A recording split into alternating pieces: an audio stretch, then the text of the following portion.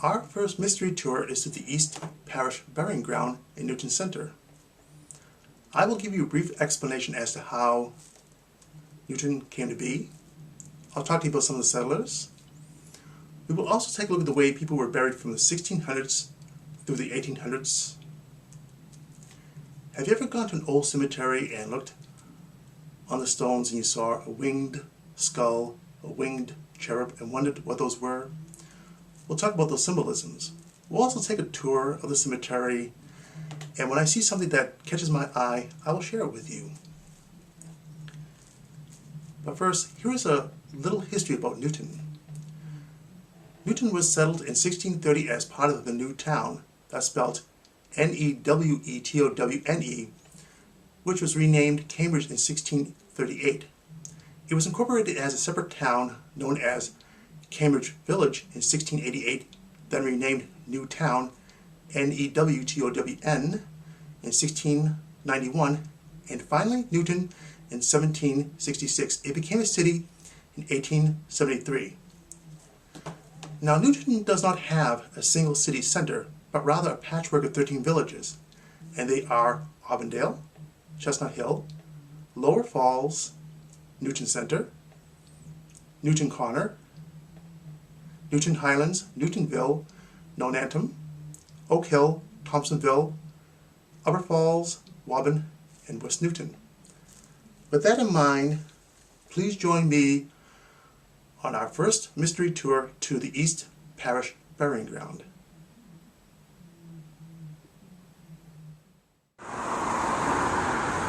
Before we go into the cemetery, check out the sign. 1630-1930, site of early meeting house. The original meeting house of the first church in Newton was built in this burying ground in 1660. The first pastor was John Eliot Jr., son of the apostle to the Indians.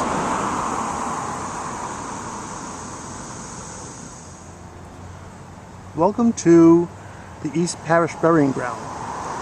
The first permanent residents in what would become Newton settled near Brighton Line in the 1630s.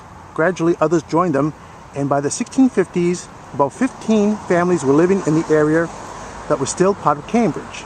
Because of this, transacting town business, going to school, or attending religious services involved a journey, probably on foot, to the vicinity of Harvard Square. In 1654, most of the families living south of the river started holding religious meetings locally. And as a means of prodding the general court to relieve them of taxes to support the minister in Cambridge, John Jackson gave an acre of land to be used as a burying place and for a meeting house. This acre remains the core of the burying ground, and the site of the first meeting house is marked by a monument erected in 1852 by the descendants of the first settlers. The 20 names inscribed on the west face of the monument are now all but obliterated, but attached to schools, streets, brooks, and ponds, they are familiar to modern residents. Here is the monument. This is where the meeting house once stood. On the monument you will see the first settlers of Newton, the times of the settlement, and deaths with ages.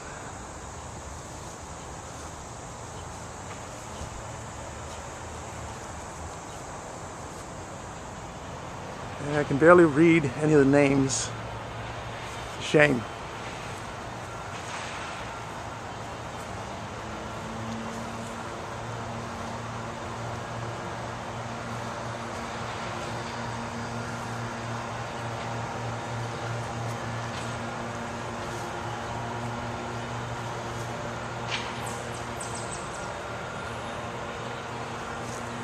Beautiful day to do this. Nice and sunny.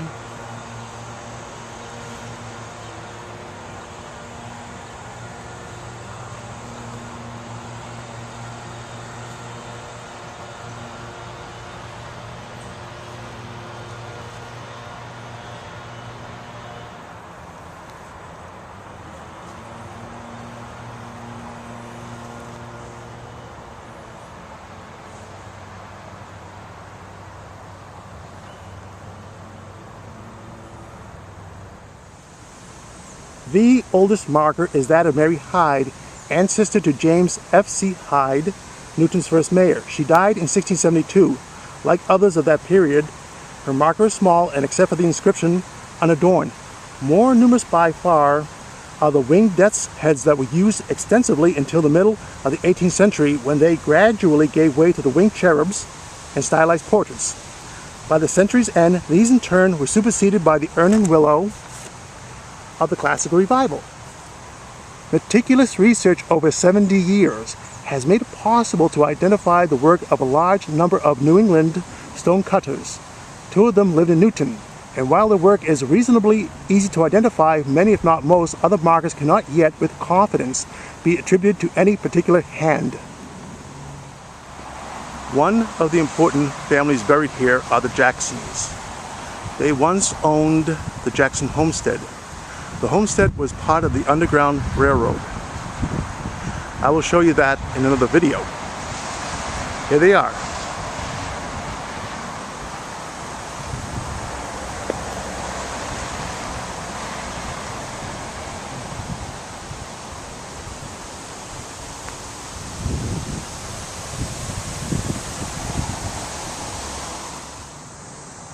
They really did a wonderful job fixing up the cemetery. One time when I came here, grass was growing over the stones. Some of the stones were lying on the ground. This is a wonderful tribute to the first settlers of Newton. A percentage of people that live in Newton have no idea this cemetery exists. If it were not for these settlers, Newton would not be.